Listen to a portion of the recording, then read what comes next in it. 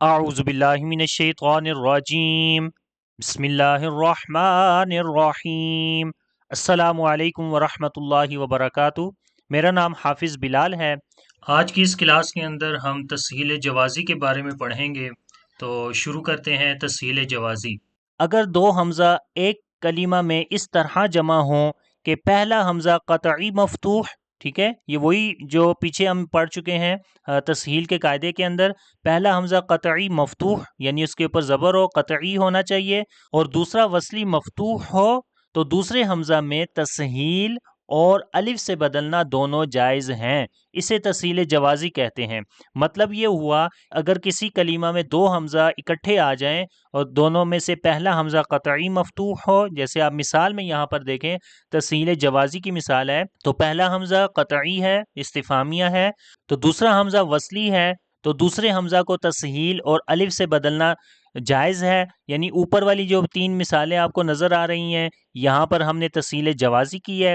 اب نیچے والی جو تین مثالیں، ان میں ہم نے ابدال کیا ہے، اس کو ابدال جوازی بولتے ہیں۔ یہ انشاءاللہ ہم ابدال کے اندر کیونکہ پڑھیں گے۔ اور یہاں پر یہ چیز دیکھ لیں کہ قرآن مجید میں صرف 6 کلمات ایسے ہیں جن میں تسہیل جوازی ہوتی ہے۔ اب یہاں پر ایک اور اہم چیز یہ ہے کہ جو تحقیق کے اندر دو حمزہ قطعی ہوتے ہیں وہ، اور تسہیل کے اندر ایک حمزہ قطعی اور دوسرا وصلی، تو ان کا پتہ کیسے چلتا ہے کہ وہاں پر دونوں قطعی ہیں اور یہاں پر پہلا قطعی اور دوسرا وصلی ہیں؟ تو یہ تھوڑا سا مشکل ہوتا ہے، لکھنے میں دونوں ایک طرح سے ہی نظر آ رہے ہوتے ہیں، حمزہ کو پہچاننے میں قطعی حمزہ ہے یا وصلی حمزہ ہے تھوڑا سا مشکل ہوتا ہے۔ تو اس کے لیے ایک چیز ذہن میں رکھ لیں کہ تسہیل جوازی کے اندر یہ قرآن مجید میں صرف 6 کلمات ہیں۔ 6 کلمات مطلب کہ جیسے مثال کے طور پر یہ 3 کلمات لکھے ہوئے ہیں اوپر، سیم ہیں اوپر اور نیچے والے، یہ 3 ہیں، تو یہ دو دو دفعہ ہیں۔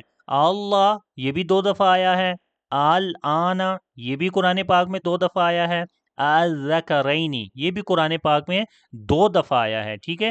تو یہ 2 2 کر کے یہ 6 بن جاتے ہیں۔ اس لیے یہاں پر لکھا ہوا ہے کہ قرآن مجید میں صرف 6 کلمات ایسے ہیں جہاں پر تسہیل جوازی ہوتی ہے، لیکن افضل کیا ہے؟ ابدال۔ ابدال سے مراد کہ یہاں پر حمزہ یعنی دوسرے حمزہ کو آپ نے حروف مدہ سے بدل دینا ہے، اور یہی ہم پڑھتے ہیں قرآن پاک میں۔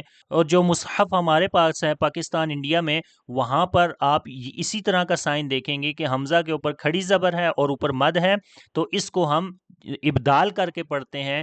تو یہ اصل میں اللہ اللہ تھا، دونوں حمزہ اکٹھے تھے، تو دونوں حمزہ میں پہلا حمزہ قطعی ہے اور دوسرا حمزہ وصلی ہے، ٹھیک ہے۔ تو تسہیل کے قاعدے کے مطابق قرآن پاک میں 6 کلمات ہیں، 2 2 دفعہ ہیں، اللہ یہ بھی 2 دفعہ ہے، آنا یہ بھی 2 دفعہ ہے، اور الذکرین، مطلب یہ 6 کلمات ہیں اور 2 2 دفعہ آئے ہیں۔ تو بس آپ نے یہ تینوں لفظ یاد رکھ لینے ہیں کہ جن کے اندر تسہیل جوازی ہوئی ہے، اور ابدال جوازی بھی ہم کر سکتے ہیں۔ تو اب ان کے اندر تسہیل کیسے کریں گے؟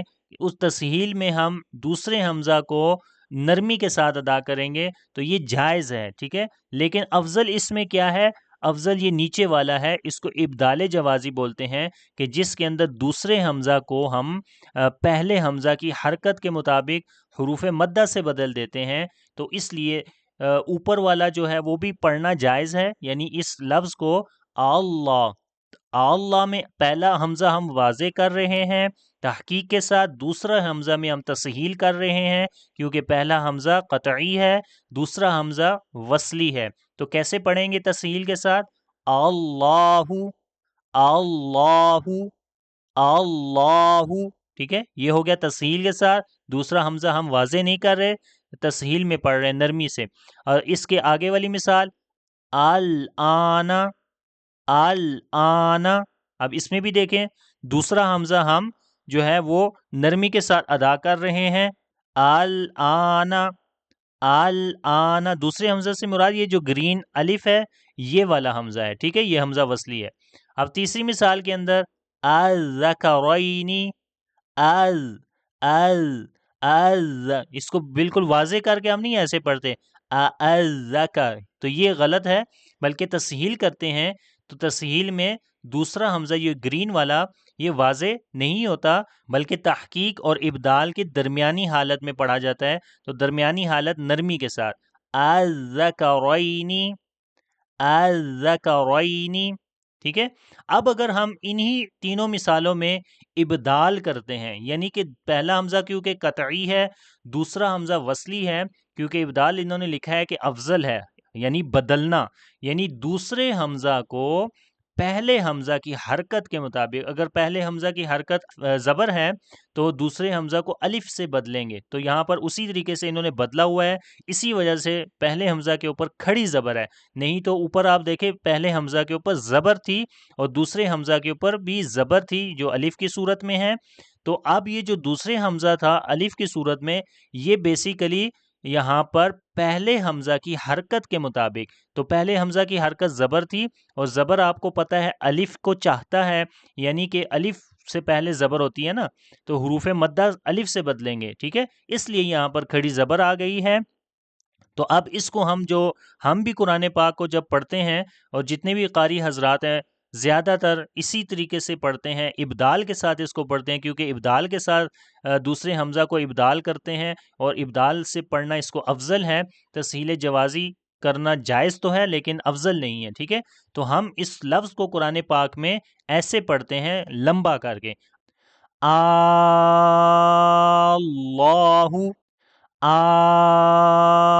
اللہ. ٹھیک ہے، ایسے لمبا کر کے ہم اس کو پڑھتے ہیں. اسی طریقے سے دوسری مثال پڑھتے ہیں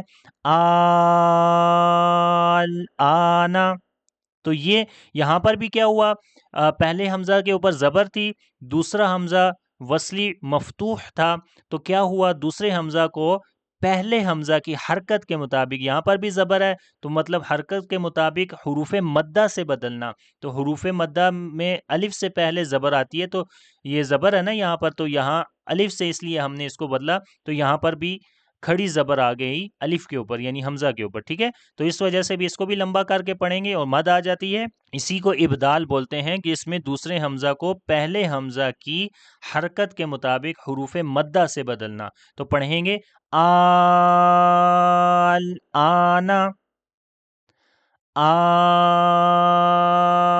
آنا. اور آخری مثال ہے الذکرین الذکرین الذکرین. ٹھیک ہے، اب یہاں پر بھی وہی چیز اوپر والی مثال اصل میں تھی، اوپر والی مثال میں ہم نے تسہیل کی جو کہ جائز ہے، اور نیچے والی مثال میں ہم نے ابدال کیا. تو جیسے یہ الفاظ نیچے لکھے ہوئے ہیں ہم اسی طریقے سے قرآن پاک میں پڑھتے ہیں، یعنی ہم ابدال کے ساتھ پڑھتے ہیں ان الفاظ کو. لیکن ان جگہ کے اوپر تسہیل جوازی بھی ہوتی ہے، تسہیل وجوبی پورے قرآن پاک میں ایک ہی جگہ پہ ہوتی ہے. حالانکہ اصولاً وہاں پر تحقیق کا قاعدہ ہے، لیکن وہاں پر ہم ایک تسہیل وجوبی کرتے ہیں. ٹھیک ہے، وہاں پر تسہیل نہیں ہوتی، تسہیل کے قاعدے کے مطابق وہاں پر پہلا حمزہ قطعی اور دوسرا وصلی ہونا چاہیے تسہیل کے قاعدے کے مطابق. لیکن اس لفظ میں جو دونوں حمزہ ہیں یہ دونوں قطعی ہیں، پہلا قطعی ہے دوسرا بھی قطعی ہے، دوسرا وصلی نہیں ہے، لیکن اس کے باوجود ہم اس لفظ کے اندر تسہیل کرتے ہیں. امام حفص رحمہ اللہ کے نزدیک اسی طرح پڑھا گیا ہے، تو ان کو فالو کرتے ہوئے ہم بھی اس لفظ کے اندر جو ہے وہ تسہیل کرتے ہیں، اور یہ واجب ہے. کیوں، وہ میں نے آپ کو بتا دیا، کیونکہ تینوں حروف حلقی ہیں، اور عین کی ادائیگی اچھے سے کرنے کے لیے دوسرے حمزہ کو ہم جہاں پر تسہیل کے ساتھ پڑھتے ہیں تاکہ عین کی ادائیگی اچھے سے ہو. اگر ہم دوسرے حمزہ کے اندر تسہیل نہیں کرتے تو پھر ان تینوں حروف حلقی کی ادائیگی اکٹھی کرنا مشکل ہوتی ہے. تو امید ہے کہ یہ سبق آپ کو اچھے سے سمجھ آ گیا ہوگا. پھر بھی اگر اس سبق کے اندر کسی قسم کی کوئی کوسچن ہے تو آپ کمنٹس میں مجھ سے پوچھ سکتے ہیں. انشاءاللہ اگلی کلاس کے اندر ابدال پڑھیں گے. تب تک کے لیے اجازت دیں. اللہ حافظ. السلام علیکم ورحمۃ اللہ وبرکاتہ.